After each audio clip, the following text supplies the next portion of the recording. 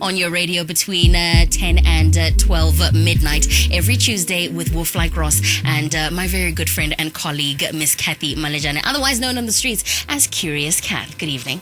How are you doing, Ross? Are you good? I can't complain, man. I'm a little bit annoyed today. Why are you annoyed? Because I didn't get as many messages on my anonymous response line as you did, so I'm kind of feeling a little bit salty about that, but we'll get to that much later. How are you? I'm absolutely awesome because I did get quite a lot of feedback on my Don't rub it in. Just tell me how you are. It's fine. I'm absolutely awesome. Yeah. And, Curious Cat is the moniker that I go by because I really have so very many questions. And I think the one we asked today is very valid. Yeah. I think even starting off with, is there such a thing as a sex addiction? Yeah, so that is our topic on tonight's Purple Playroom. Very excited about that, not because sex addiction is a good thing, but it's exciting. I shouldn't laugh. That that takes away from the seriousness of the topic. But it's a good thing we're not talking about it just on our own. We did bring a psychotherapist into the house.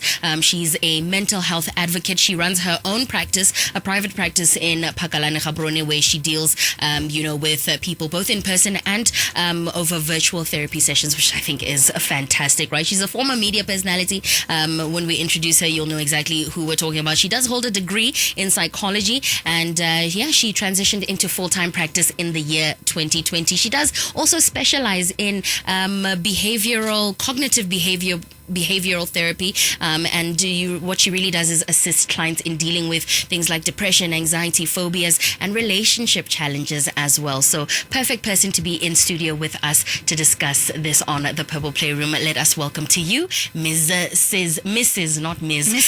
Get it right. Dintwa. Get it right, girl. So Mrs. Hi, Mimi. Dintwa. What? Hi. Does that title in the beginning really matter? Which one? The Mrs. Oh, some people feel some like people, it's really... some people are quite It's like the doctor. stiff about it. Yeah, exactly. Yeah. I've heard a lot of people be like, look, get it right. Okay, Yeah. Okay, so once I get my PhD, No, you're I'm not in going to be trouble. able to touch you. Because I'm going to walk around with like a t-shirt that says, call Doctor. me doctor. Doctor. Yeah. Dr. Mrs. Do you then call them Dr. Mrs.? I don't know. No, I don't think so. That would be weird. Yeah, I think I know doctors. I've never heard of any Dr. Mrs. Yeah, well, this one is Mrs. Mimi Dintwa for Right, now, right? right. Hello, Mimi. How are you? I am scared. Yeah? Yeah, You should because be what did I scared. just get myself into? It's so interesting because Ross just confessed that we didn't actually give you the brief. So you are in studio and you don't know what we're going to ask you right now. I genuinely don't. And I think those are the perks of having worked in media. I'm just like, you know what? Let's just rock and roll. So, also, this is just a conversation, lady. So Of course. we'll see what happens. 100%. Yeah, 100%. So like we did say, our topic on tonight's show is sex addiction. This is the show about sex. If it's about sex, we're talking about it. right? So sex addiction is not something that's widely taken seriously. I've had this conversation multiple times. There's a reason we brought it to the forefront today to say every time you mention sex addiction, somebody says, oh, well, that can't be a bad thing. Yeah. And, it brings me to, but what does addiction mean, right? What is the whole premise of what an addiction is and the control that it has over a person, right? So I think maybe Cathy will ask our first question to say, what are we talking about really? Yeah. And I think Ross's response was actually very fitting because she laughed, right? and the honest reality is, 9 out of 10 times, the minute you say sex addiction, that's going to be the response that you get. You're going to get people laughing, right? Yeah. Most Botswana are going to laugh it off. And it then begs the question to say, a healthy, just a high libido, a sex drive, right? Versus now when it's a disorder. Perhaps let's start off with understanding the two to say, what is the difference? When does it cross the border past, oh, this person just has a high sex drive, to now, okay, this is a sickness, we need help. Yeah. The key word with whenever we're trying to make a diagnosis is going to be excessive. Okay. It's when it's too much. It's all you can do. It's whether we're talking about alcohol addiction, if we're talking about a smoking addiction, if we're talking about pornographic a porn addiction, it's always going to be when there's a compulsion that is involved, and a compulsion goes to an irresistible urge. So the difference here is going to be, if I'm thinking about this all day, every day, every minute, Jeez. then we're going to say it's an addiction. Yeah. It's the same thing with smoking or with drinking. We know that these are people that literally physically they become sick whenever the substance is taken away from them. Yeah. So it's pretty much the same. So we mentioned in our conversation off air briefly, Jorge, this is actually not recognized by whatever medical body. First, you can start off by saying which medical body, but that they're trying to get it recognized as an addiction, but still not there yet. Why also? So the American Psychiatric Association, which is the APA, which is the one that publishes the DSM-5 or the DSM. This is the diagnostic manual that we use as mental health professionals. Okay. There is a current debate that's going on regarding sex. And by the way, sex addiction is the layman term. Yes. Right? That's not what we call it in our profession. So we call it either compulsive sexual behavior, hypersexuality disorder, or sexual compulsivity or sexual impulsivity. Right. Right. So the conversation that's happening right now is the fact that there is no evidence, there's no pathology that is used that we can say this is a disorder.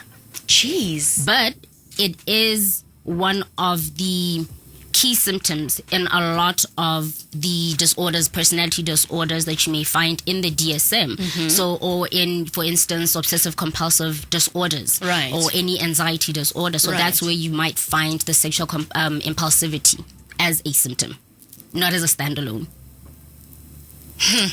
And that's why people think it's not a real addiction. It's not a real disorder. What do you think? I mean, I know you're not allowed to just kind of form your own medical opinion on things that you know that there are facts on and proper evidence on. But what would you say if you had to say maybe you were consulting with the APA, or guys, yes, this is real, no, this is not? Well, look, within our field or within our industry, there are people that specialize with addiction. Right. I'm not in that corner. Right. But for me, all the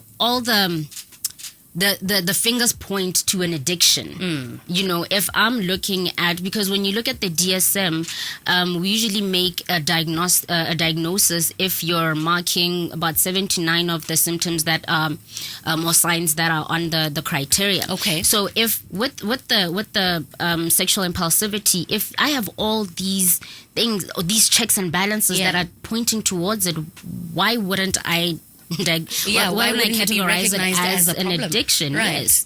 In as much as the issue may also be not enough statistics. Because how easy is it for people to acknowledge that they have a sex addiction? Yeah. So people are just undiagnosed. So when you look at the numbers, and I'm going to draw from the numbers that we get with a lot of the research that we get, which is from the West, it's about 8%. It's about 5 to 8% of people report having a sex addiction or admitting that they have a sex addiction. Yeah. And this could start at the age of 18, but really a lot of people get diagnosed in their 30s because that's when they have the courage to go up and say, hey, you know what? Also, maybe someone in their life points it out to say, hey, come on, man. I think you may have a problem because you have a problem. You are going to isolate. Yeah. You're going to isolate because you're spending your time doing what? There are a lot of elements that are involved in sex addiction. Yeah. So there's the pornography aspect of it. You're watching porn all the time. You're thinking about sex all the time. You're masturbating all the time. So all these things point to that addiction. So you're going to keep away from people. Insane. Cathy? You're speaking about something that I actually wanted us to touch on, and that is the pornography aspect and just technology. I think they've kind of made sexual activity instant, if I can call it that. And I want to know how... Super accessible. Right? Yeah. How the rise of that content, especially online, just being so accessible, and also the hookup culture, because I think that's something we've been speaking about on the show, to say in Botswana, we really do just have this very casual hookup culture. So I want to know how that maybe has added or complicated to this particular issue. It's made it easier. Technology has just made it easier for me to have access to all this material. It's on my phone. I get data, or every other place has Wi-Fi. Yep. Even restaurants have Wi-Fi. I walk in, all I have to do is put in that that code, and then boom, I have the material in front of me. So it's just made it easier. I don't have to go and look for a Playboy magazine. I've never seen a Playboy magazine, just disclaimer, or any of these other magazines that, back in the day, and you'd have to go into a store to buy that magazine. So the rise of social media, and just I think a lot of just the way that societies are set up now, the way that information is easily accessible even to young people, as young as 9 years old. I've had a client at the age of 9 being addicted to porn because she started watching it at the age of 7. Oof. It's not Cocomelon that they're watching on. It's not Cocomelon on those tablets that we give them. We think they're on Cocomelon the whole time because you're also on your phone with emails and doing this, and you're at work, and auntie's watching the kids. But is auntie really watching? The kid has a tablet. They're away from you. They're not making noise for you. So it does impact the fact that the world is moving at the pace that it's moving. Everything is just easier.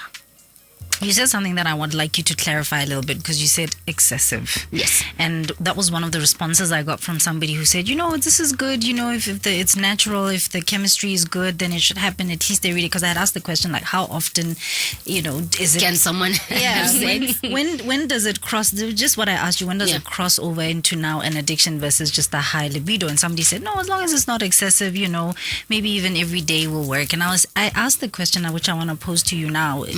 What do we mean by excessive? Excessive is when it takes over your life. When I say it takes over your life, I mean it affects your finances, it affects your actual relationships, and it affects your day in general. So if you're a marketing exec, for instance, at your workplace, and you're supposed to be putting campaigns together, you're supposed to be putting together, but you have to rush to the bathroom not even the bathroom, just lock your door.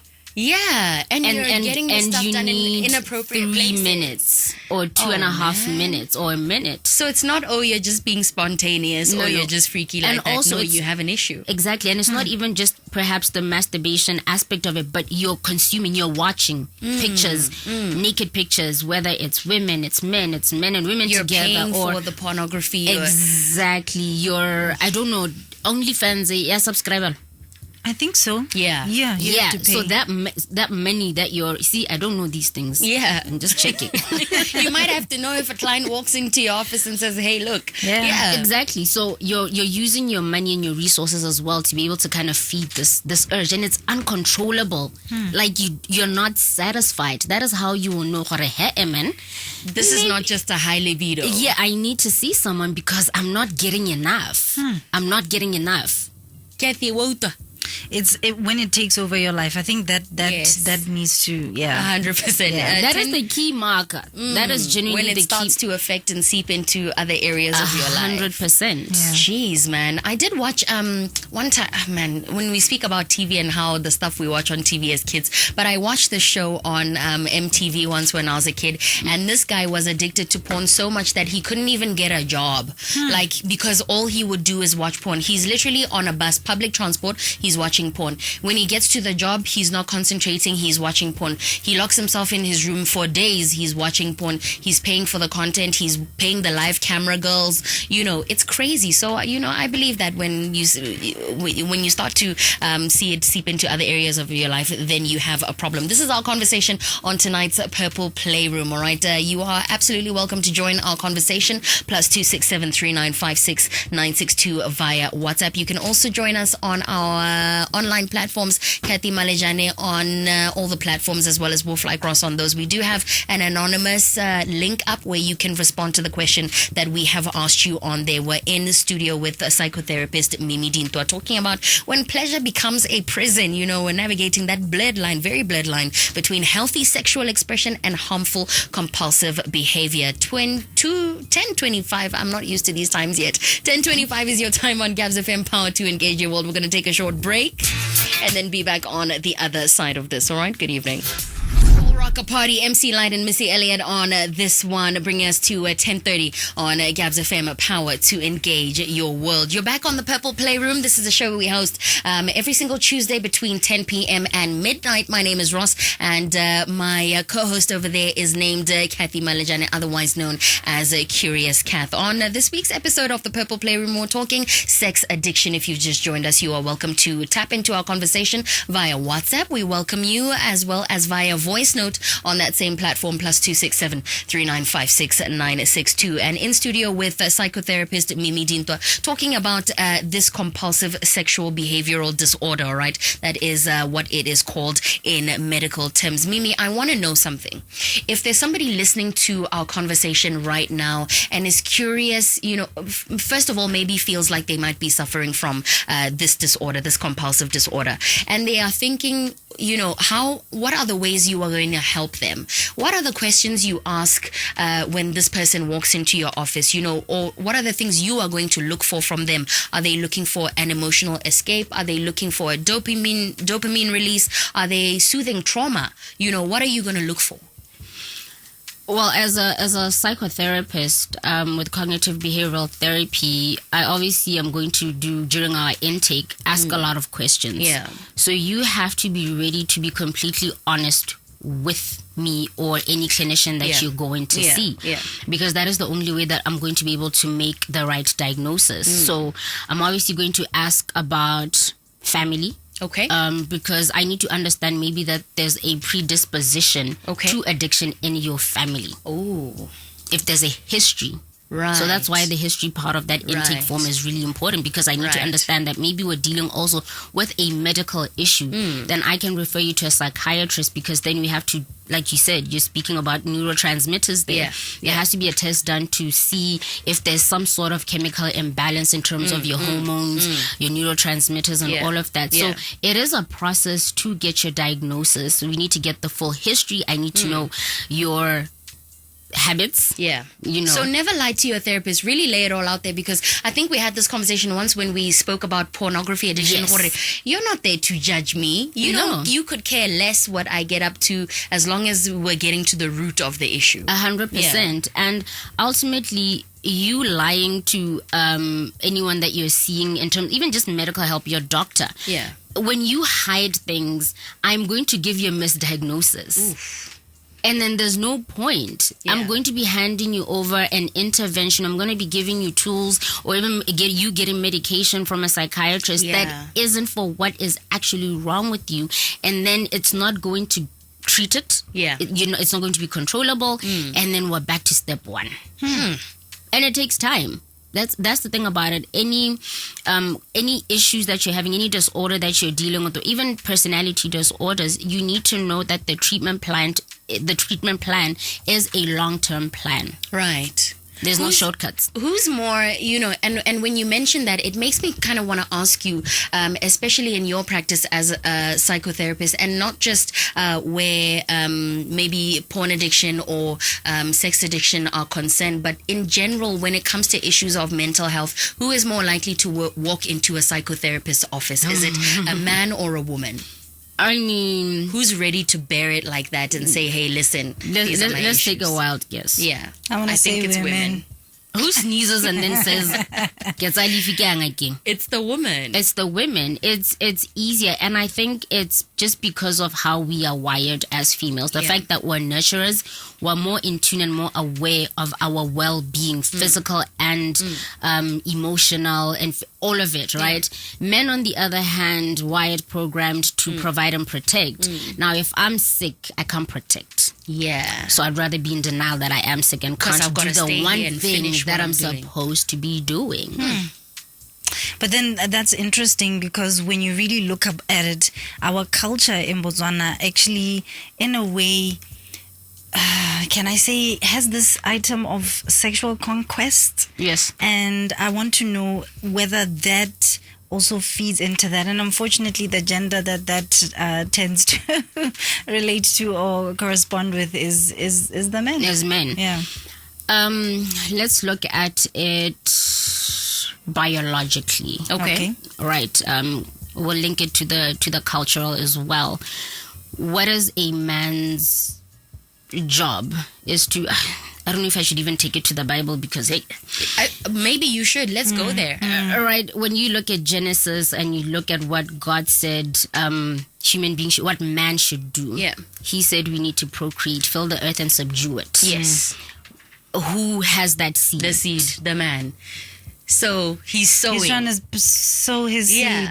Yeah. Sowing his wild oats. And that's why a man can have 6 kids with 6 different women all at the same time. Yeah. That is something that women can't do. You can't have 6 babies by 6 different men. No, I can't. And then give birth to them the same time. I hope I can't. I mean, hey. Yeah. You know. So it's just that it's biologically linked that it's going to affect men more than women. And then now when you throw in Botswana's high rates of STIs and the fact that we have multiple concurrent partners, right? And then looking at the sexual compulsion, throw in the sexual contest. Do you see how many aspects there are? Yeah. Yeah. It's a lot. And that's why you can't just look at it from one perspective. There's so many things that go into it. The culture aspect of it, you know, the dominance aspect of it, all these things come into play when we're talking about anything that has to do with the psychology of sex. So in terms of that, I actually want to share some figures here because we actually, it's a bit old, but I think it's still relevant. The Botswana Ministry of Health and Wellness put this out in the outpatient and preventive health statistics brief. And they talked about this to say widespread mental health impact of the STIs. Now, we've said it's not an STI, this actual addiction, but the behavior that is associated with it does actually contribute to the public health issues, to your STIs. And Botswana has seen a significant increase in STI, patients and people presenting with that. With almost 500,000 STI attendances recorded in 2015. I'm scared to think about what those numbers look like in 2025, especially given the fact that at some point our figures did go down. I'm talking about our HIV prevalence. If HIV has gone up recently, I want to believe that STIs as well have gone up. And if 10 years ago we're talking figures in the 500,000, what are we talking now? In a population of 2 million. And you know, obviously I am governed by confidentiality with my clients, right? But I can tell you this, that when I sit with a lot of the young men and women that I see, because I do see a majority of 20-something, 30-something year olds, multiple partners, open relationships, no protection. Open relationships, conservations.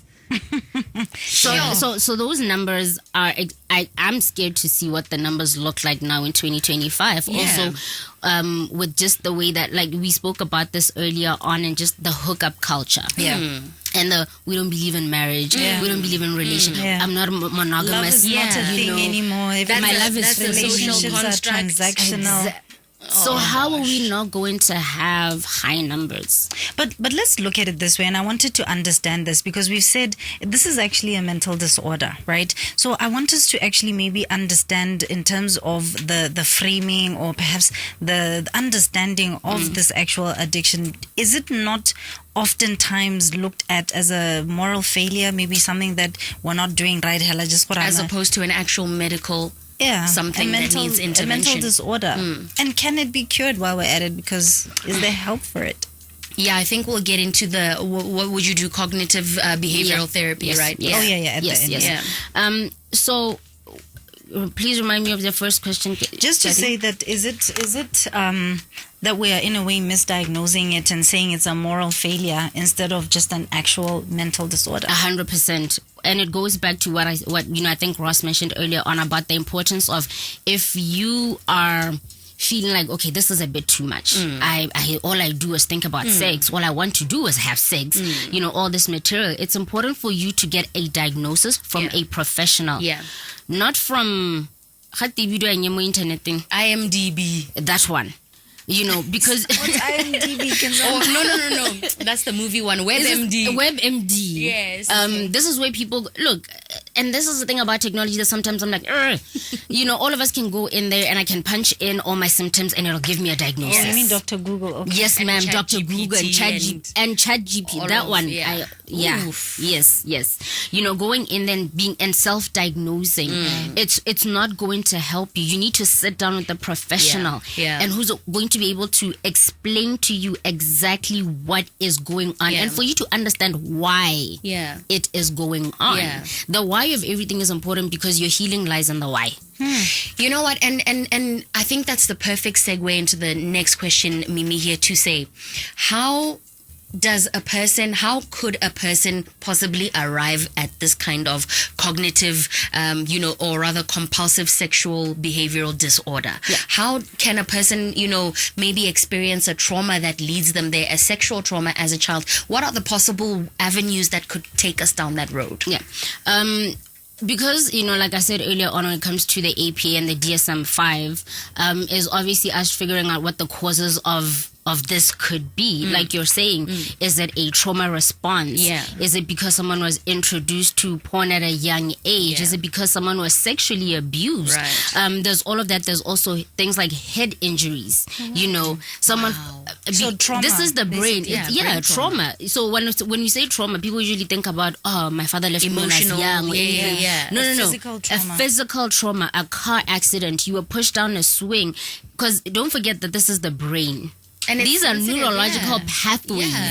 This is all happening in your brain. And then we go back to the neurotransmitters as well. Also, we can then talk about things like if you have a personality disorder, if you have maybe a histrionic personality disorder, or you have an obsessive compulsive disorder where the sexual impulsivity is one of the symptoms. So it could be from anything and everything. That is the scary thing. Okay, so then in terms of some of the signs and symptoms, I don't know if that's actually a thing, right? When or what are some of these signs and symptoms? Am I going to pick something up? Will there be guilt? Will there be shame? How will I identify or no, but now it's kind of crossed the border? And 100%. We'll go back to what we talked about, the excessiveness of it. If you're sitting there and you're downloading, or if I take your phone right now and I look at your gallery and all I'm seeing is boobs. Can we say that on air? Bums, yes, you can say that. Oh, okay. You know, and all these things and other parts that I don't even know how to describe them. The eggplant and the peach emoji. Penises and vaginas. Yes, you know, there's going to be guilt and shame because, like you said earlier, on the morality aspect of it. You don't actually want this. You are just compelled. You go back to the batho ba go reng. Yes. Mama go reng ha ka itela, you know, these images on my phone. What is my friend going to think of me when I tell them that, you know, that girl, you know, all you think about, because when you see Ross Aheta, you're just seeing Ross naked, not even in the jeans and the top that she's wearing. So it's going to be the signs and the symptoms, going back to that, you know, it's going to be you constantly wanting to watch pornographic material, you want to be masturbating, you know, busting in 3 or 4 times a day is not enough for you. You know, it needs to keep going more. And don't forget what that does in terms of dopamine and all of that. You need to do more in order to get the same feeling. And that's where the excessive comes from. Is you have to keep adding the layers to be able to get the same effect. Because it only gets worse, I can imagine. Exactly. So let's talk about, here I am, my name is Ross, and I'm a sex addict, right? How is this going to affect my relationships? Because I would imagine it's not an isolated problem that I'm going to be able to contain. The secrecy, the double life that I'm going to be living, how is this going to affect, you know, my ability to form healthy, intimate relationships? What are the side effects of what's going to be happening? Let's start with the family structure. You know, the platonic relationships with your friends. You're going to be spending less time with them because you have these intrusive thoughts. You know, these desires that constantly you have to be because you're not standing in the middle of the living room and looking at these images or anything like that. So there's then comes the isolation aspect of it. So all of a sudden, I'm not seeing Cathy out on the weekends anymore because Cathy is but she's really working. And then we cross over to the romantic relationship side of it. Now all of a sudden, one, you want to be with your partner all the time because you're not satisfied. You want more and more and more. And in order to augment that, then you're watching porn. Yeah, to supplement it, because your partner can't keep up with all of that. Let's give, for example, if you're a male, who's battling with this, and then your partner is a female in this instance, how many times, you're females, are you going to be having sex 3 times a day, every single day of the week? No. As a female. What and when you think about the consequences of this, I want to believe it doesn't just then end there, because at some point then you're not going to get the same hit from your hand as you will with a person. So now you're going to start stepping out. And this is where now the violent aspect of it can come into play. Okay. How so?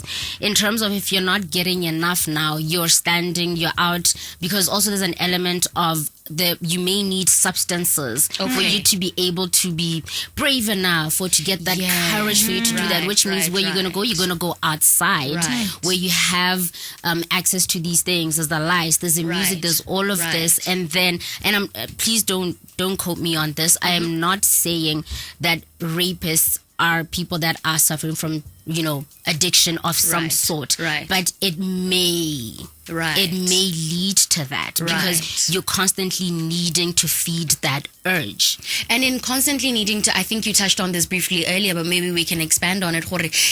Does this stand to now change or morph into something else that's unrecognizable? My sexual desires, my general sexual desires. I think, for the most part, the average person just has a one-track mind in terms of how sex is supposed to be. But now I'm thinking of sex, in ways that are not common, in ways that BDSM. are not normal. It's the BDSM, it's the this, it's the that. Even it's probably showing up in the kind of pornography then that you're watching. Is that 100%? And I think you and I spoke about this when you spoke about the porn addiction, that the desires do get darker. Yes. Now it's all about me tying someone up. Yeah. And now it's forceful. A bunch of the role play, the role play is more violent. Yeah. It's more, gagging and all of that, and all these asphyxiation and all of that, because you're trying to get that hit that you spoke about, and it all goes back to it's the same key markers as the substance abuse. So you need more each time to get that fix. You re-up. Wow. Okay, so speaking of that, I want to then get to that part where we say it then becomes a disorder, and looking at the fact that it then affects all these other aspects of your life, right? So your finances, your career, your relationships, your self-esteem.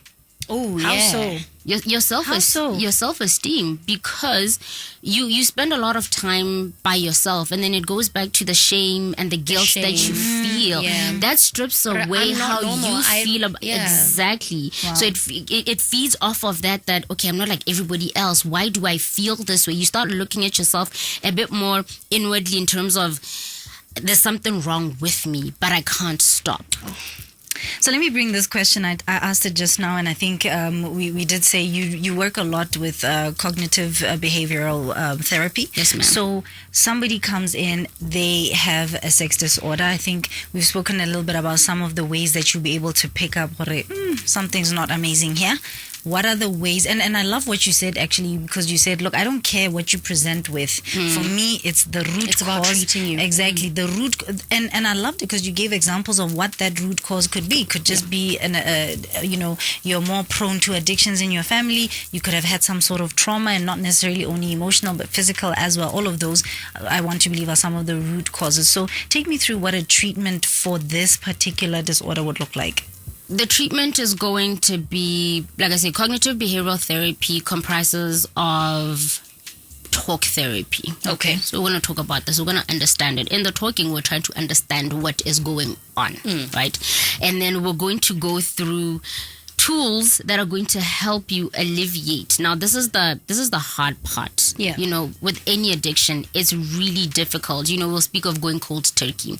We'll talk about weaning yourself off of it. And that's where I think as an addiction specialist, that's going to be the bigger side of it. Because I will, if I get, for instance, if I ever got, because I've never gotten a case like that, if I got a case like that, straight away I'm going to take it to the addiction specialist, because they deal better with that. But you're going to go through CBT, you're going to go through the group therapy, which, by the way, is not really common.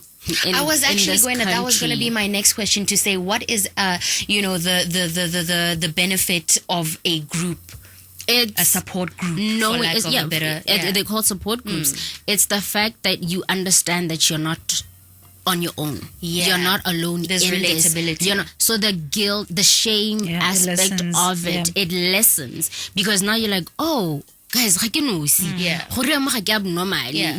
because let's not pretend. There'll be instances where family members see you and you're ridiculed for what you have, and you're called names, and you're put in this little corner like you're by yourself. But when you find people that are struggling with the same thing, it's like, yo, I found my tribe. I found people that I can lean on in terms of when I'm feeling down and I want to use. Right. That's the person that I'm going to call, because in all of this, you need an accountability partner. What are the chances usually of, though, support groups being people cesspools for perpetuating the problem, to say, I've found my tribe, so let's rock. Let it be a party. And that's another important thing, because you need to understand, why did I go into the support group to begin with? I want to get better. I want to change this, but that doesn't take away from the possibility. There's always a possibility. You have to. Humans are humans. Human beings are human beings, and don't forget, now we're dealing with something that is psychological. It is strong. It's got a strong. It could have a strong hold on you. So you're fighting, you're battling your mind all the time. I want to get you to speak to somebody who has a sex addiction, or is dating somebody with a sex addiction, or is in a relationship with somebody with a sex addiction. What do you say to them? It's okay not to be okay. It's okay to be struggling with this. Okay? This is the context. You're not an alien. You are a person that has experienced something or some things that have led you to where you are now. The first step is admitting that I may have a problem. As soon as you have that conversation with yourself, I may have a problem, the next step is going to be, I need to fix it. Because I want to be okay. Because right now I'm not. I'm struggling. So then you go and see a professional, and you take it from the... As mental health professionals, our job, our mandate is to help you deal with whatever it is that you're going through. That's my mandate. That's it. It's not to judge you, not to make I'm not deputy how Jesus. Could you be that guy? No. Why did you have sex over there with this guy? I'm not your mother. Why are you watching that kind of porn?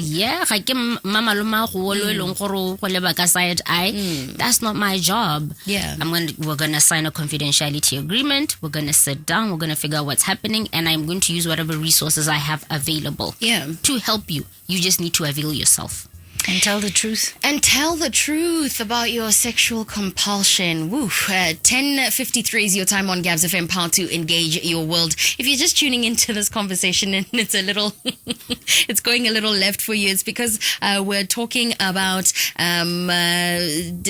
compulsive sexual behavioural disorder. That is the proper medical term for sex addiction, which is what you and I might know it as. All right. If you're interested in this discussion, stick around. We are about to take a break, and then on the other side of this, listen to the Purple Confessional. Right, Masa, our producer, has taken the time to have conversations with people on the matter, and you can hear what they have to say about that. If you'd still like to comment on our questions, +267 395 6962 is our WhatsApp WhatsApp line. You can send us a voice note as well, or respond anonymously on our social media platforms. Cathy Malejane on everything, as well as Wolf Like Ross on everything. Good evening. Aliyah on Rock the Boat, bringing us to the second and final hour of this beautiful show. This is the Purple Playroom. It's hosted by myself. I am Wolf Like Ross. My friends call me Ross, so of course you are welcome to call me that as well. That lady over there is named Curious Cath. All right, we do have the Purple Confessional on now, and our producer Masa, otherwise known as Mace with the Face, has so graciously gone and taken, or rather been brave enough to walk around asking people about sex on the streets. All right, brave is the right word, and that's why we love Masa. Mimi is she does that for us every week, and this week she went out and asked Batswana gore gone me, how much is too much sex? How much should that people excessive be having question that we were talking sex, about, right? So we are going to get into a couple of messages, but we are going to listen to the first interview that Masa had. Are you ladies ready? Yo, bring it on. How often do you think partners or people that are having sex together should have sex in a day or a week? I think 2 weeks. Like in a day, like maximum. So like two days in a week. Yeah. Okay. And then also, are you aware that like sex addiction is a thing? Yes, I am very much aware because of my homeboys. Oh yeah? Yeah. Okay, can you tell me more about that? As in the way they're so addicted to, like, the way they're so promiscuous towards women, and the way they view women, and how they always want to sexualize them and keep a record of, oh, I have slept with this woman and this woman and this woman. So that creates that sex addiction of always wanting to pursue that. Yeah. Ladies, her homeboys are sex addicts. And I want to understand, homeboys are like her friends, males, her male friends. Yes. And you get what she said. She said twice. Yeah, twice a week. A week. I feel like that's a bit under. That's not excessive. That's my personal. No. She said that's the normal amount. She feels like people in a relationship should be having sex. I'll always go back to the physical aspect of it, because women take in, men just plug and play. Plug and play. So that's why, and it could take a minute, literally, or 30 seconds, and then 3 hours later, it's another 30 seconds with somebody else. So it's really easy. But you there taking in, no. Cathy, what are the people saying online? Okay, so on the anonymous app, the question I had put out to say, is sex addiction real in your view? Yes. Right? So this first message says, yes, sex is very addictive. I feel it's healthy to have it once or twice a week. Every day is too much. Okay. Another one says, yes, it's real. There are people who would want to have sex every day, anytime, any day. Some women, even when they are seeing their periods, they still want to have sex. Yeah, even on their periods. And then I had a couple that said very... Why are you throwing gang signs in the air? She's been doing these gang signs. So I've got a bunch. I think somebody answered in French. Oui, yes, very real. And then this one, I don't know how safe it is for me to read all of it, but it says, of course it's real. People have vices in life. Some drink, some gamble, some smoke, some eat. Let's just say the radio-friendly version of what they said is, I have sex. That's what this person said, right? See why I have to do the gang signs, because that's literally what that was. Yeah, the gang sign. Yeah. So I also put this out on my social media. So Cathy Malejane on Facebook. It's actually the page. That's where I put it. I had done a little video to say, look, we're talking about sex addiction. Yeah. And I got a couple of messages. I want to read some of them. I'm not going to put their names or anything. But of course. This one says, natural sex is no addiction, but masturbation and use of toys excessively, that word again, is addiction. If you found your match and chemistry is good, you're likely to do it on a daily basis. So I said, this sounds logical, but it still leaves the question of just how much use is excessive. Then this person responded to say, there's no yardstick. As long as the two adults are okay with the quantities, it's not excessive. I think it's not going back to what Mimi said, which is compulsive. Is this affecting you guys' lives? Because we can have sex every single day as long as we're not, our lives aren't being revolving around just that. Yeah. In fact, I think this person actually broke it down to say, I think it becomes a problem when one party wants more and more while the other party no longer wants. Perhaps. Yeah. And we were talking about something off air that I think is very important to say. Sometimes people use sex as a release. Yes. Right? So when somebody has that anxiety, that stress. Yeah. So sex will help to release, right? So do we agree that for as long as your partner is willing, it's okay? If they're not, it's not? Yeah, your partner always has to be willing. Consent. Yeah, no, that's what I'm saying. If your partner is on board, 100%. If your partner is on board with that, and if your partner is not on board, please, by all means, self-help. Help yourself. Yeah. So someone else said, "Kante addiction e kidilo tsa mantota," and I said, you know what? We wanted to find out. But do you see, that's an actual conversation that the homies are having under the trees. That famous place there by extension, something, I won't mention it. Yeah. That establishment where all these young men go and have these conversations that have no truth and fact and just opinions. I'm sorry. Another one says, listen to this one. Yeah. One, tsatsi le letsatsi wouldn't hurt. Yeah, right? sure. So then I responded and I said, okay, so no skipping days, right? And then this person said, Modimo o laotse malatsi a go tlodisiwang ka one. What?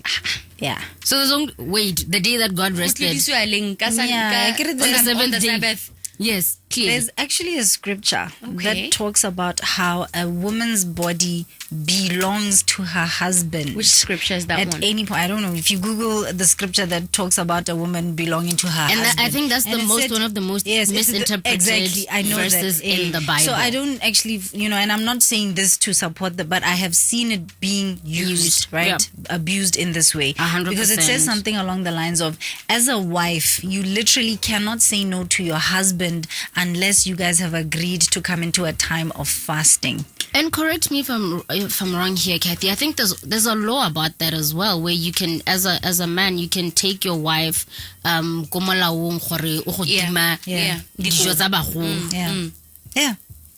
That is nuts. And I think can I take my husband to the thingy because he's denying me sex? Yes, but and then what are they going to do? Tell him, hey, right, I've never been wife? to the magistrate court to talk about it, Ross. What do I say when I get there? Guys, my husband is not having enough sex with me and I need you to talk to him and you can actually get a divorce on this ground, can't you?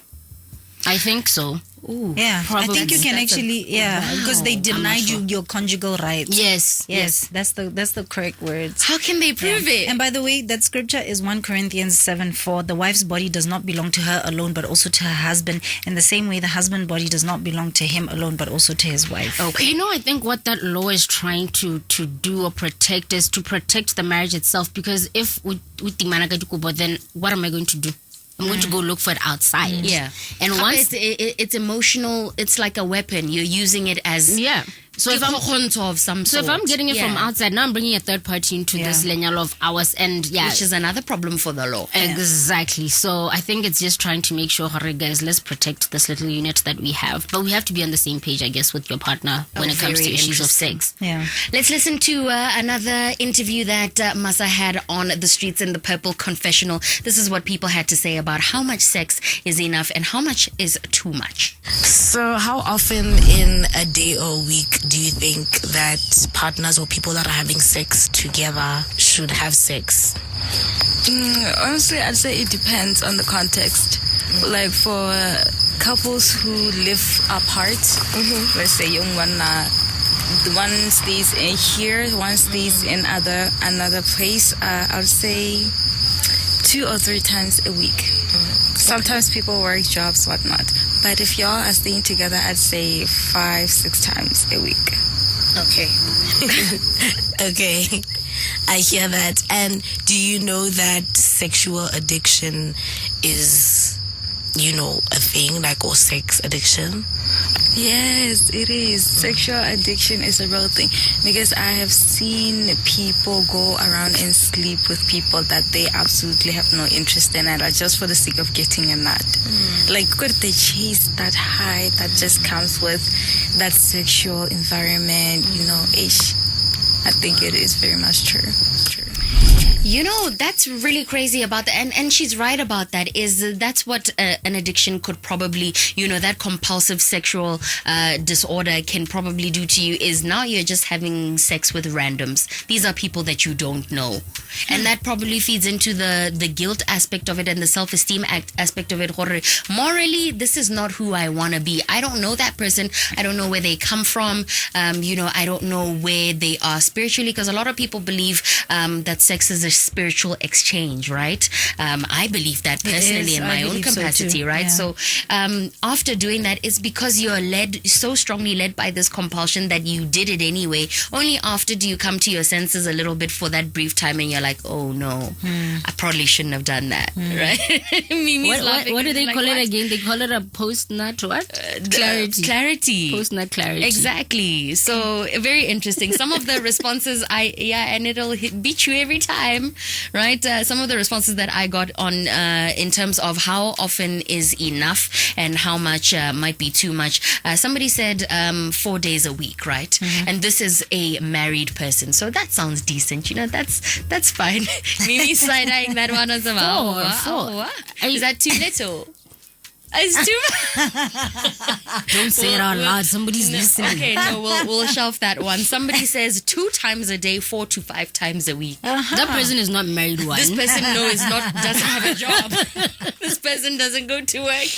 No judgment. Say it again, 2 times a day. 2 times a day, 4 times a week. You guys are not using your lunch breaks for food. Guys, you guys are. You're not eating food. It's not food that you're eating. When I grew up. So you rest for 3 days. The rest of the 4 days you are. Another response says. Also throw some gang signs. 3 to 5 times a week is another response, and those are the responses that I got. So people seem to have really really high libidos, really good sexual appetites, and I'm really happy for you guys, man. I want to know with the interviews that Masa did, 2 out of those were female. Right? Where are the men and what are they saying about Are men even comfortable to have conversations like that with a female? So actually one of the themes, because last week's conversation was about vaginal wellness, right? She did express that, in fact, with all our discussions leading up to this point, because I believe we're on our 5th episode, shout out to us, men are more reluctant to have these conversations. But men are the guys who, if we are just sitting around together, talk openly and freely about sex. So is it because they're talking to a woman? Or is it because they're just shy to... They don't want us to know their playbooks. Oh, come on, we know all the... Do you know how many podcasts are out there? A man is starting a podcast as we speak. A man has just bought a microphone on Amazon as we speak so that he can start a podcast. I guess they want to talk about these things. But just amongst themselves as the guys, because maybe they feel that with women comes judgment? Perhaps. Maybe. Yeah. So someone is shaking his head. And maybe once maybe once you know the playbook as a woman, then you kind of can counteract it. From doing what they need to do. But I mean, speaking of the episode we did last week, I actually had quite a lot of feedback and interaction from men on vaginal wellness. Yes. I actually had a lot of men reach out. If you recall, there were a couple that reached out on my anonymous link. Yeah. They reached out on my WhatsApp, actually, not even anonymous. Okay. And then they reached out. There were a couple that did on WhatsApp. I had a couple as well on social media, I think on Facebook, because I had just, put the snippet out there to say this is what we spoke about last week. So I want to believe that maybe in the platform that is more comfortable for them, and that's why I think it's important for us to put it on different platforms. Maybe face-to-face they're shy. 100%. But of course, we've got a lot of keyboard warriors in Botswana, so they need to be anonymous. Quickly, Mimi, while we have you in here, would you be able to, as a psychotherapist, sit down with a person and help them deliver a difficult piece of information to somebody else sensitively and what's the word I'm looking for?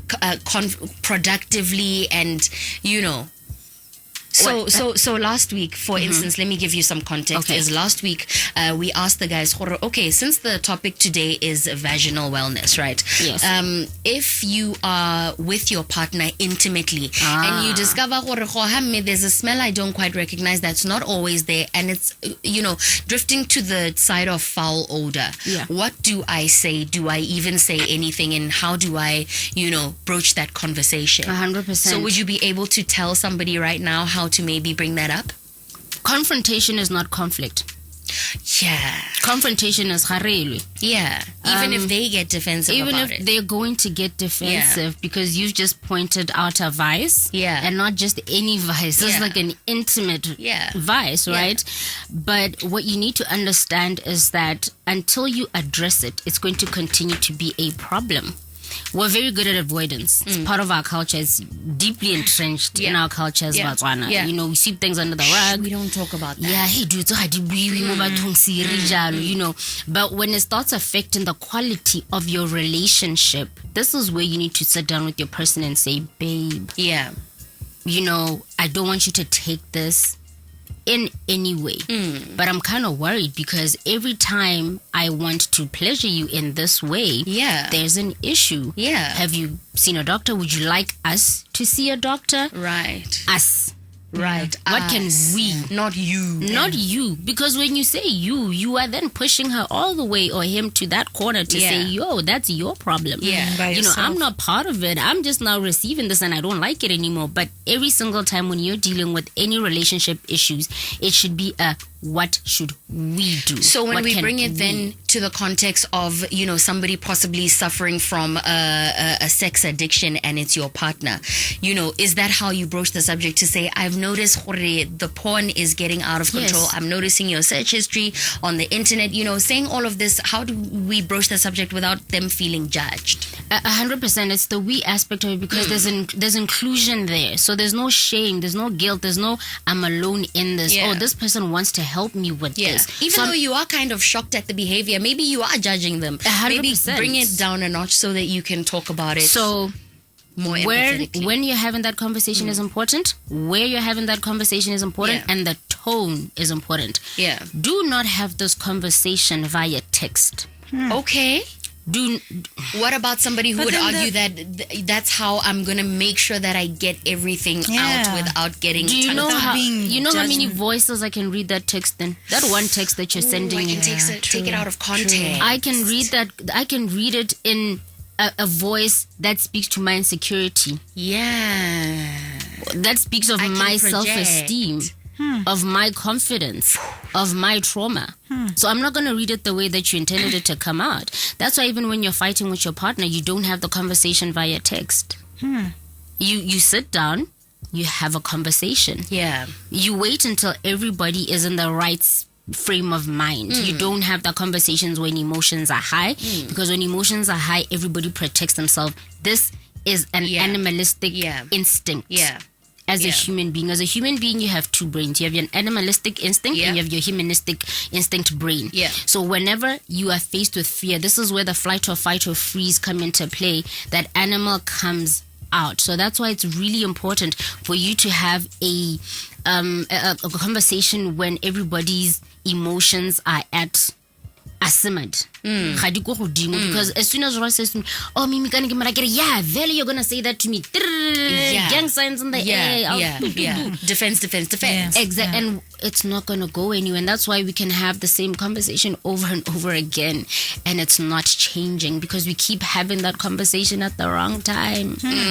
Under the wrong environment. And your tone is everything. Your tone must never be accusatory. Yeah. Your tone must be that of someone who, oh, this person cares about me. Empathy. Yes, you have to you have to be empathetic, because think about it. Put the shoe on your the shoes on your feet. Yeah, just put yourself in that person's position. How would you want this to be delivered to you? Exactly. Yes. do unto others, basically. 100%. 11:21 is your time on Gabs FM Power to engage your world. This is the Purple Playroom. We go all the way till midnight on this side of the radio, joined by Mimi Dintwa, clinical psychologist or psychotherapist, runs her own practice in Pakalane, Gaborone. It's called Komuding, right? Yes, ma'am. Yeah, we're talking about sex addiction. If you'd like to weigh in on this discussion, our lines are still open to you. +267 3956 962. All right, we're going to take a short break and then come back on the other side of this with another street interview Masa had on the subject. Good evening. So cool, but also very, very weird. The song is called Don't, and it brings us to 25 minutes past 11 on Gabs FM Power to engage your world. Thank you for staying up late with us.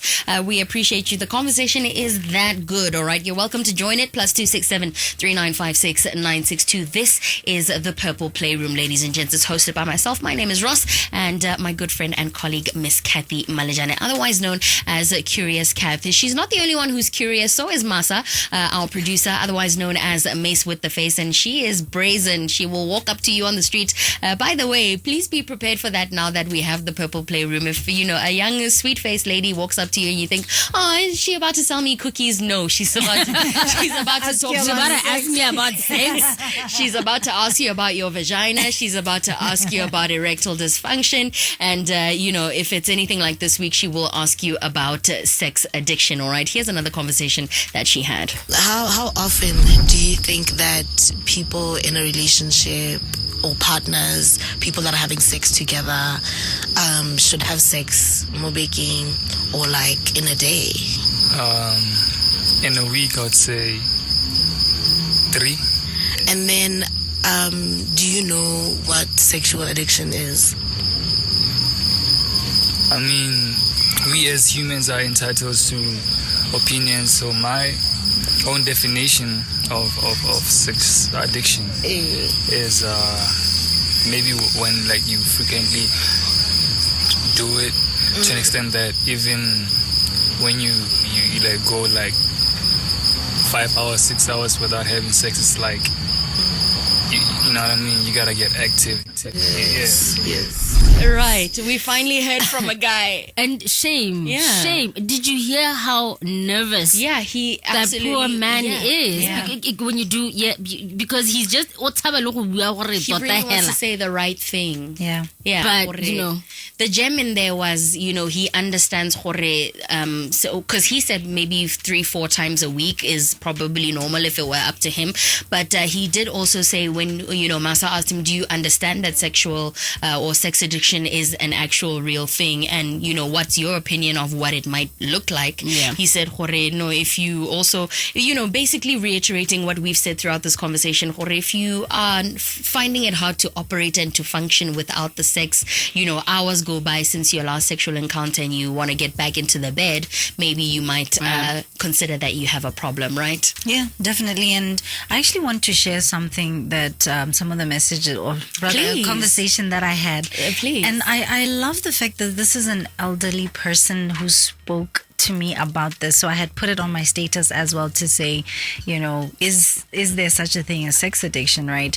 And this is what this person said. He says, I love the topic so much, and I think you touch on something important to us all. The problem remains, how many do really understand sex as part of our spiritual being rather than something just physical? And we did speak about this a couple of weeks ago to say sex and spirituality. And we've just agreed, especially Ross and myself personally, to say we think sex is a spiritual thing. So I said, you know, this is very true. We spoke about this the other day, sex and spirituality. He's like, oh, I'm extremely comfortable with the topic, and I live my life in building the sexual side of us, intended as the desire of discovering each other spiritually in the research of ultimate goal of sex, which is the orgasm. And he says it's amazing how so many people have no clue of what it is. It's interesting stuff. And I said, you know, it's true, but yet they partake of the physical act, because this hookup culture says, never mind everything, let's get to it. Right?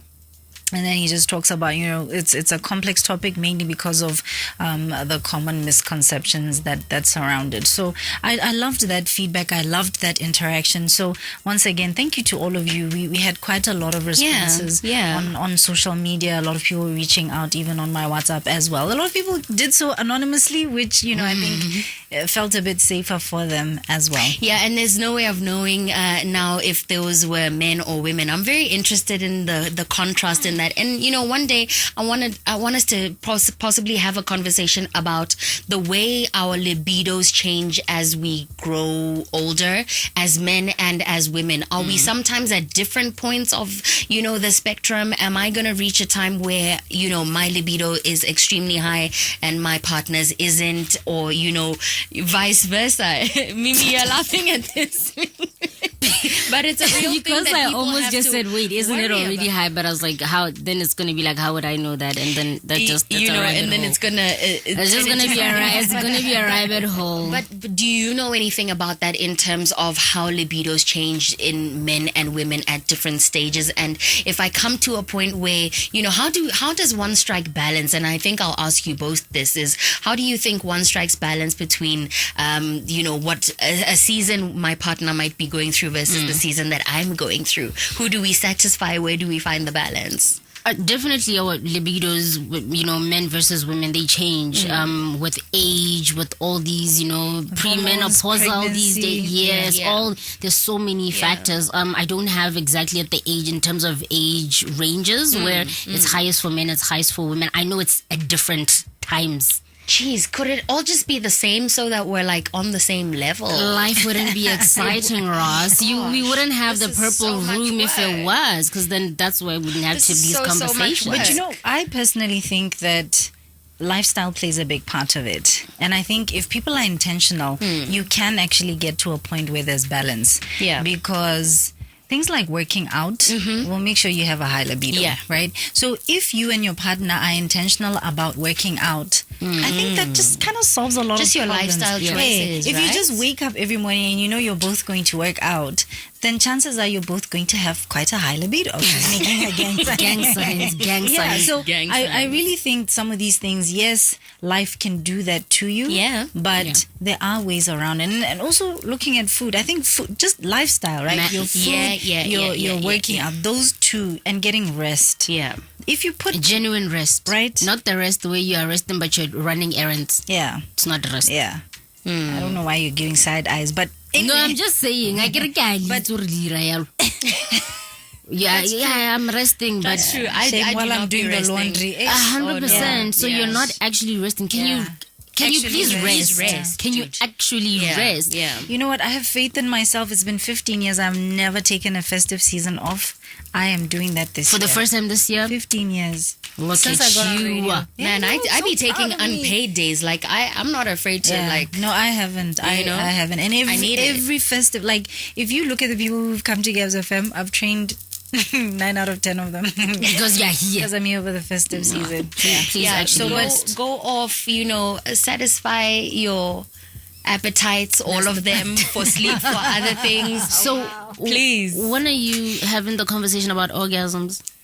What about them? What would you like to know? What would people like to do? And it comes from the this one, to say that's message. The ultimate goal of sex. Yeah, because people be out here just, and not having especially orgasms. We're women. having that next week because next week is our girl talk episode. Okay. So we're having the conversation and we're going to sicka this thing to say, but orgasms, why are women walking away from sex without orgasms? Honestly. Who taught you that thing, and stop perpetuating it, because the next woman suffers that same thing. And why are men not conscious of the fact? I mean, it's almost 9 times out of 10 they're gonna achieve an orgasm. What about you? Why did you do the sex? Was a waste of that. Anyway, there's a message here that says 2 to 3 times a week. Energy levels will determine how many rounds per session. Rounds is another one we'll discuss. Energy levels. Energy levels are going to determine the amount of rounds, apparently. Yeah. There's one exchange that I had with one of my friends who said, I put the question on and said, "Kana ba sa dile na lo go timana?" be little borre barata morobaro. Yes. And then I said, hi, bo, you guys don't seduce the people properly. You're not doing the work. Because women require they require that to foreplay that we spoke about, right? And then he said, yo, me kana khonse jalo yimiwi le gale kana excitement ya new awe fedile lui tapetse. I'm just going to put it out there that if you use the word yimiwi, my libido is just going to go take a nose dive into the rest of this message. And then he said, but maybe do a dipstick, no pun intended. Yeah. But how many women get given the no, not now with regards to men putting out on the advance of a woman? Also, that makes women so sad. Why are you denying me? I think men have a higher threshold for being denied. But what he's saying is, but what he's saying is, how often do you see that happening? Because he says, then how many men get bombarded with not now, I'm tired, is it all you think about, I'm not in the mood, da da da. You're saying men have thicker skin, but yeah, if you think about it, do they really? And then he's like, you know what, kana sex lewane hase heterosexual hela. Yeah, true. Right? True. So throwing in all these aspects to it, you know. So I was saying, but if men keep the energy high, won't women stay excited about sex, you know? Yeah, I mean, if you switch it up also, we were just talking about this off air. Exactly. Every day, the boy can be missionary, ow. But the important aspect of that is they have the conversation. People are shy. About the type of sex that you want to have? Yeah, people are really, really shy. You know, sexual liberation seems like a very attainable thing, considering also how much influence we have from the West. Mm-hmm. But, you know, like we said, culture plays a huge aspect in this. You know, you weren't told how you were or maybe you were, I've never been married, you know, this is how you ask for sex. You must explore more positions than missionary. You never had those conversations. And in fact, another time we'll have a conversation about where we actually learn sex. And we learn sex from television, the media. All of this is framed by scenarios that aren't real. So we watch things on TV, we watch things in pornography. Those things are scripted. They've got buffers. Buffers are people by keep the actors aroused in the middle of scenes. You don't have that when you're having sex with a normal person. That's true. And then it sets high expectations. So we actually, our understanding of how to have sex, we have to really take it to the root of where we learned about this stuff. And if you don't do that, then you're never going to have, you know, healthy expression of, you know, your actual sexual appetite or your actual sexual desires. I just think, you know, we're stunted in that manner of growth, but it is what it is. I want to read this message because I think it's very interesting. I'm asking about sex addiction. And then this person said, sex addiction, laughing emoji. I think this is very important. And then he says, I feel it's not a bad thing if you have access to it. It has health benefits as long as there's synchronization and symbiotic benefit. So he's not talking about sex addiction. He's just talking about a healthy sex life. Yeah. So, but then isn't that exactly what we're talking about today? To say we just maybe really don't know the difference between when it's an addiction and when it's a high libido. Yeah, and it's just that word excessive. Using the word loosely. It's just the excessive is going to be the operative word. If you're thinking about it, your desires, the urges, the behaviors, and you can't control it. And it causes you stress and it harms your relationships, your finances, and all the other aspects of your life, then we can say, hey, you may have issues with sexual impulsivity. Let's listen to one more Vox Pop by Masa, guys, as we approach the end of our show. Here's the conversation that she had. How often do you think people who have sex with each other should have sex in a week or in a day? Honestly speaking, I can't really put a number into it because I believe it's something that should happen out here naturally. I think about it. Maybe let's say it's a Monday today, then maybe today we do it 3 times. That's 3 times. Tomorrow if we do it 2 times, it's 5 times. Yeah. And in a span of 2 days, 5 times. So I don't really know. Okay. I think it depends. Okay. And then, do you know what sex addiction is? Nah, not really. That's actually my first time hearing of it. So what comes to mind when you hear it? Addiction. The word addiction by itself. Because we all know what addictions are not really good. Yeah, so general understanding there of the fact that addiction is bad. That man said 5 times in 2 days. Yeah. Guys, now I consider... So if you do the math, by the time the week is over. But I consider, I don't count the rounds. We had sex. So on Monday we had sex, which means if there's no technicalities, whether we did it 5 times on Monday and then or in the morning on Wednesday, we still had sex twice that week. Breakfast, lunch, and supper means there's 3 meals a day. I look at it as I ate that day. Okay. So to me, still doesn't matter how many times we did it on either day. I will still look at it as we. Day, doesn't it? It's just that I will look at it as we had sex twice. Okay. Yeah. I mean, I think it's more technical when you talk about rounds and all of that. It is. Someone could just say, look, we have sex every day. Maybe we do need to consider that. Or maybe, it's enough that we did it once this week because that day it was also like 5 times. Or it lasted for 7 hours. Or it lasted for... Who's doing that on God's green earth? That's true. Oh, Ross, you have a lot to learn. I do. I'm a child. Wow. Gosh, man, that is crazy. Ladies, how do we wrap up this discussion? Everybody in the studio is like looking away like, that took such a left turn. I apologize. I believe, Jorge, of all the messages we've gotten, do you have any last ones to share with us, I want to read this one. Do. And I'm actually going to ask Mimi to speak to this person because they thought they'd missed the show. And I missed the show. Me embola gore addiction you.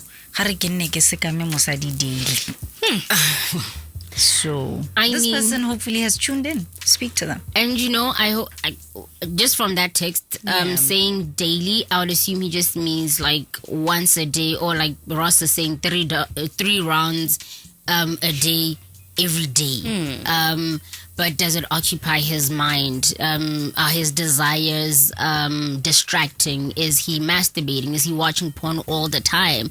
That is going to be the key marker. If not, I'm assuming it's a man. I believe so. Yeah. I would assume it's a man, but it's important for us to be able to tease out key markers, like I said. That is what's going to be able to determine if this is a disorder or you need to get help with it, or you just have a healthy sexual appetite. We spoke about it being excessive, so these are in thoughts, desires, urges, or behaviors. The behavior aspect of it, the urge aspect of it, the desire aspect of it, and the thought of it. And it's all central. It all goes around sexual anything. Toys, pornographic material. It's all of that stuff. So please, the word is excessive. Let's not. And also, I'm pleading with everyone that's listening. Let's not throw around these words casually. I'm not saying let's not have conversations about it. Let's have conversations about it, but let it be from a proper context of us really understanding. Google is your friend. Yes, you can Google, but seek a professional opinion. All of us can walk into, there's so many psychologists in the city, in this country, everywhere. You can just walk in, say, hey, I was just thinking, I don't know, maybe help me out with this. I need to understand what's happening. Is this a problem? And this person could literally say to you, okay, let's look at these key markers. Let's do this. Let's check, you can get no, you just like having sex. You just have a healthy sex appetite for your age also. Yes, exactly. So rather go with that, and then it's over and done with. But if you then find that you do actually have a problem, then great. Now you found someone. Let's start the work, and let's get you to a better place. And you asked earlier on, I remember, Cathy, you said, is there a cure? Can it be healed? It's treatment. Okay. We can get to a point where you have your urges under control, but the work does not stop. it does not stop. And don't forget, if there is an issue of a chemical imbalance or hormonal imbalance, then we have to introduce medication. So you have to be on medication, and you also have to do your psychotherapy, which is your therapy sessions with the psychologist for you to be able to deal with the behavioral aspect of it and the coping mechanisms and, you know, all these other tools that you'll be given. Yeah. Cathy, what did you learn? What are your final reflections? That you're not having enough sex? Sorry. Wow. Yeah, you know what she said. Wow, guys. I don't think any of us are having if we're being honest. And some of us, it's manifested in a whole 2-hour show on Tuesdays, you know, but we'll talk about this is the most action you get. No, really. I was thinking about that the other day. Yeah, you and I we need to sort our lives out, man. Would you like to come in for sessions, ladies? Yeah, we need to have conversations some about talk this. therapy and just yeah. So what's up? What did you learn? I learned that it's something that can be destructive if, you know, it is that. So first of all, go get help. Go get it actually diagnosed. Find out whether this is an addiction or if you just have a high libido. Right. So that is the really important part that I think is the takeaway from me. Go find out if it's normal. And also, just if you have a partner and you are on the same page, then chances are there's not much wrong. If it's affecting your life, if now the addiction part comes in, your finances, your career, your relationships are being affected, that's when now go get the help, go get it diagnosed, go see what to do about it. And, you know, before you say something there, Ross, you said something, you know, that just reminded me, Cathy, that we also need to understand that sexual impulsivity can be a key marker in other psychological disorders. So it could be a symptom of an anxiety disorder, of a personality disorder, of an actual mental disorder.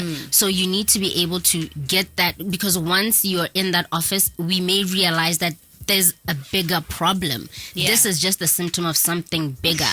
So that's why it's important for the going to seek help from a professional. But don't let that deter you, because, you know, Botswana have also a culture of just, if I don't recognize it, it doesn't exist. It's the avoidance personality disorder. Right? There we go. We're just. What did you take home from this, Ross? What's your takeaway? You know what? If you're listening to this right now and you think you have a problem, she said it best earlier. It's okay not to be okay. You know, go in, get the help. You're not the only person experiencing this. You probably, you know, are thinking, man, what's wrong with me? I'm not normal, and beating yourself up about this, when really you should be looking towards healing rather than blaming yourself and, you know, all those negative things. And it's going to affect your self-esteem so badly because of all the guilt and the shame that you'll be experiencing after all of these things. So go and get the help. As soon as you can get the help, then the sooner you can get back on track to living a normal life. So, and there is, you know, I guess what I have taken away is that Botswana really haven't understood what we're doing with sex, where sex is concerned. So, and that's the part of the grander scheme of things, where this is the reason we have this show. That's true. This is the reason we sit down with people like Mimi, is to really demystify certain things, debunk myths that are leading us into absolute nothingness. You know, that's the reason why we have this show, and I'm really glad we had this conversation. This is Mimi Dintwa, psychotherapist. She has a practice in Gaborone in Pakalane called Komuding. She's a psychotherapist and mental health advocate, and really specializes in cognitive behavioral therapy, and assists clients in dealing with depression, anxiety, phobias, and relationship challenges as well, right? So if we would like to get in touch with you, Mimi, and sit down with you at your practice, not only about sexual sex addiction, but about other things as well, how can we find you? Where can we reach you? You can call or text or send a WhatsApp to 77629422. So if I don't take your call, please don't go on social media and say I don't take calls. You're in a session. I'm probably in a session. I'm a one-woman army, so I do everything: admin, finance, accounting, all of it at my company. So just drop me a text and I will definitely call you back, and then we can set an appointment. You can also, I guess, inbox me on Facebook. Yes. Just Mimi Dintwa, as well as on Instagram. I've unlocked my Instagram, so now you can send me messages. My people always complaining, when are you going to set up a Gomuding page? And I'm just like, fine, I will empower a young Motswana to run my page, because I am not adding. You will not. I am not adding another responsibility to what I have already, because I see about 6-8 clients a day. Yeah. On top of the virtual sessions that I have as well. So I don't want to spread myself thin, because I also need to make sure that with every single session I'm at my best. 100%. So, So that number again? 77629422. And I'm sure Ross will put it up on her pages as well as Curious Kath. Absolutely. Absolutely love that name. All right? Thanks. She's an asker. She asks. You must ask. It's a good thing, all right? I have so many questions, Do you guys. have a therapist? I hope you do. Yeah, what do you do to de-stress your life? Because this is a lot. Hey. We have all in fact, we can do up to one. We can even take more time. So ideally I should. Yeah. I'm on the hunt. Look, I always tell people sometimes it takes longer for you to find your therapist. Yes, you gotta find something. You that have fits like it love, at 100%. So I've been through 2. I'm on a break. Okay. Yeah. I'll recommend someone after this. No. It works for me. Look how great I am. That little smile of yours. The way that she said that, I'm like, no, Ross. I'm fine, guys. I've had a lovely conversation and a really lovely evening spent with you two ladies. Thank you so much. And we hope to get you back in studio. I get you're not traumatized. We haven't scared you away. Well, it's the time for me, because I sleep at 8. I'm like, why are people that are grown up at 10? They are. So, hopefully we can get you back in studio to discuss Of this. course. There's a spectrum of things that we could cover, and we hope to get you back in studio. So thank you so much for your time, and have a good rest of your evening. Thank you for having me, ladies. It was entertaining. I will absolutely be back. I might just even come back, I'll be back. Yeah, 100%. Kathy? Yeah, Ross, it's always great to be here. Every Tuesday from 10 to 12 midnight, we're here. And just to remind you, if you've missed any of our episodes, we are available. The full episodes are available on YouTube. If you type the Purple Playroom, you will find us. We're also on TikTok as well as on Facebook, so you can just catch us there and just see what's going on. Also, Cathy Malejane across all social media platforms. I am, putting questions out there. I'd love for you to interact, especially via the anonymous app that we've got going on. So you can do that. I know WolfLikeRoss has that as well. 100%. Like you said, the last week's episode is up talking about vaginal wellness. Say it 3 times: vagina, vagina, vagina. Get comfortable with it, and watch our episode. All right. We are also on TikTok. In fact, at the Purple Playroom. All right. 11:51 is your time on Gabs FM. Power to engage your world. Good night.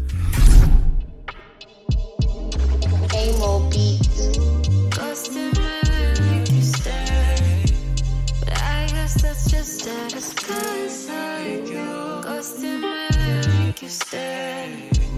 But I guess that's just status.